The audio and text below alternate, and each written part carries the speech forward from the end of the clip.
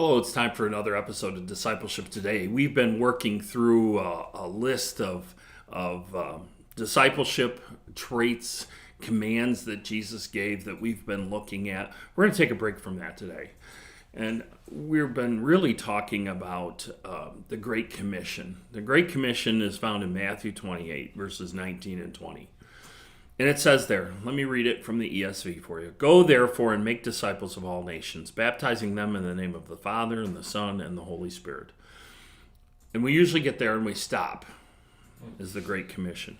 But there's a comma there between verse 19 and 20. It goes on to say this, teaching them to observe all that I have commanded you, and behold, I am with you always to the end of the age. As we look at this Great Commission and disciple-making charge, we're not supposed to just be making disciples, but we're supposed to be making disciple-making disciples. The whole pattern only works if we pour into other people who are then going to pour into others. My mentor says, what is the purpose of an apple tree? The purpose of an apple tree is to make more apples. And normally people will answer that question, it's for the apples. We do get to enjoy some of the apples, but the whole purpose of that tree is to make more apple trees.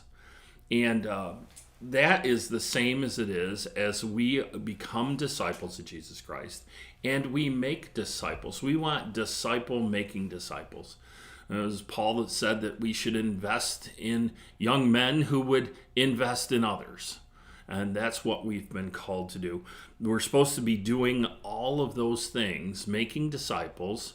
And as they make disciples, think of it. It is a pyramid scheme. But it's the greatest pyramid scheme of all time. It's to make more disciples of Jesus Christ.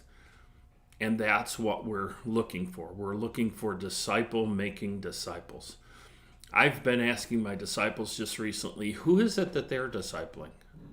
Because should I be pouring into somebody that's keeping it all for themselves, or should I be pouring into somebody who's then sharing what we're doing together, making disciples, making other disciples? There comes a point when we have to say, okay, I'm going to pour into people that will pour into others. We become selfless in that way. I would just tell you this week, encourage you this week, to really think about being disciple-making disciples and pouring into people who will then pour into others. The whole world needs Jesus Christ. We all know somebody who needs poured into.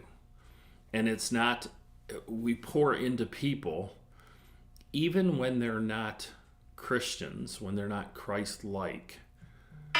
And it helps us lead them in a very different way. So I would encourage you to be disciple-making disciples. So for Discipleship Today, my name's Pastor Bob Benson. Thank you for taking the time to watch.